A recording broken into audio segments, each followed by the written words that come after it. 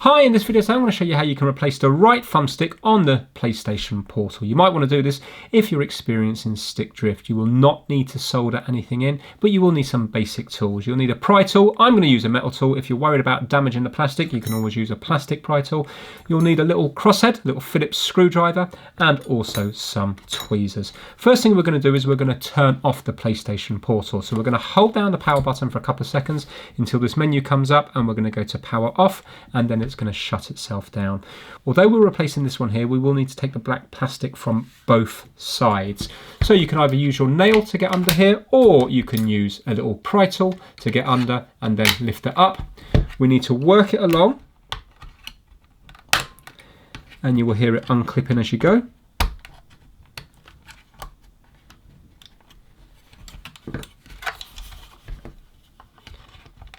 And it actually goes into that part first. So when you're easing it up, if you try to ease it up near the screen, obviously be very careful using metal near the screen here. So we need to do the same over this side. And at the top here, I'm just going to go on this side here near the screen and just gently prise it out, and it will come out like so. That's going to uncover two screws here and here. Little Phillips screws, we're just going to undo them. The good thing is, apart from the actual thumbstick itself, all the screws are the same, so it doesn't matter if they get mixed up. You might find there's a little sticker covering one of the screws. Don't worry about that, just go through the sticker. Right, next thing, we need to take out the L1 and the R1 buttons. So what I do is I press down on the trigger, and I just get the pry tool, and I just go under here and just lever up. And you can see now that that has popped out like so. And I'm going to do the same over this side here. That uncovers two more screws, one here and one here. All the screws are Phillips. Now this whole section here comes off, and there's a lot of clips holding it in place. So I'm going to start from one side. It's already a little bit loose down the bottom. So I'm just going to work my way up from here with the pry tool. So you can see they're loose there. I'm going to do the same on this side.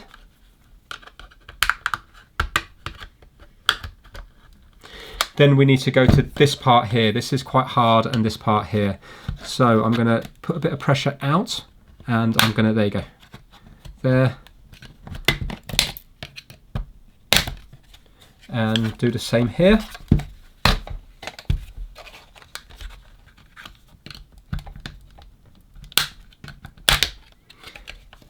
And work my way along the top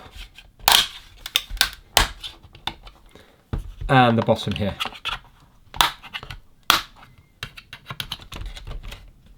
There we go. We're now free, so you can see all the clips holding it in place. Now remember, we're replacing this one here, so we don't have to get involved in too many screws. All we have to do is undo this screw here and this screw here. When you're dealing with clips, it is possible that you are going to break a few along the way. Right, so with those two undone there, we should be able to take this front part off here. There we go. And this will give you a good opportunity to clean out all the buttons if they're full of gunk. Now this is the thumbstick down here. Let me zoom in. We need to undo some screws here. So we're going to be undoing this one here and this one here. They're the same size as all the other screws.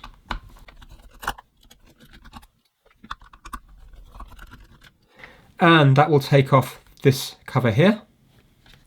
And we have a little thumbstick cover here. Now we just have to undo these two screws here. These are different than all the other screws, so keep them separate. And they're smaller as well. Okay, and now this is your thumbstick here, so we just have to release it, and this is why you need the tweezers from this little connector just here. So if we lift the connector up from the top, can you see there? It lifts up, so don't just yank it out, lift it up, and then it will nice and gently pull out. There we have it.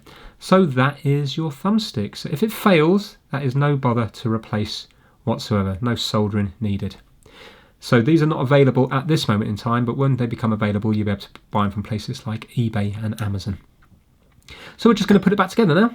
So we're going to place the little connector in here. You can see that these get pushed up right to the line. So the line here is where these little ears will go to. There you go. So the ears go up to the line, and then just close the lid.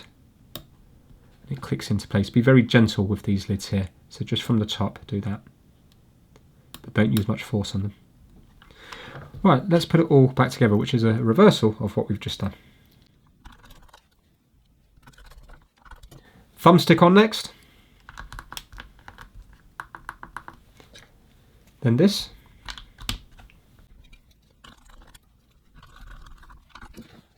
And now we're going to be putting this back on here. Remember that you can clean the buttons. So I'll be lining that up there like so, and just pressing it into place.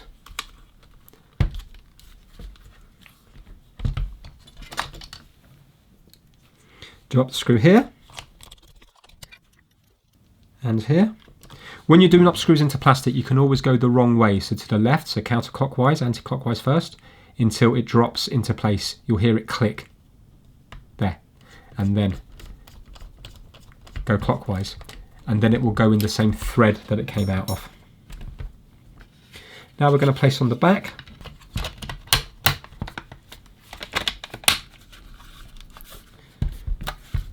So just line it up there, and then we're going to click it everywhere.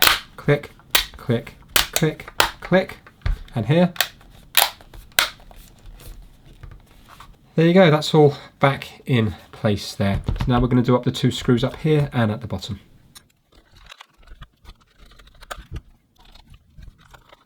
And I'm going to line up L1 next to L2. Just move it around until it falls into the correct place. You can see there that that is in the correct position, and just click it in. There we go. And it's level now with that. And the same with R1. In there and click. Now when it comes to these can be a little bit fiddly. Make sure you get them the right size. This is the microphone side and this is the PlayStation side.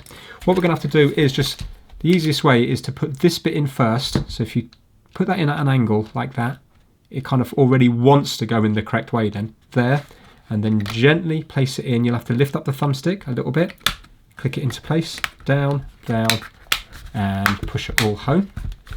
There you go, you can see that is perfect, and that's still clickable here. Now let's do the same this side.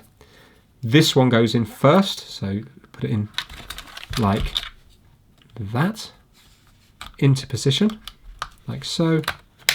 Click it down, move that up if you need to, and in. There we go. So that's how to replace that one. When you go to turn it back on, remember you'll have to hold it down for about 5 or 6 seconds, the power button, until it boots itself up again. And there we go, back up and running again. So hopefully now you won't have stick drift anymore because you've replaced the thumbstick out. It's really nice that they've done that where you don't have to solder it back in. So nice move by Sony. If this video has helped you out, give it a thumbs up. Thank you so much for watching.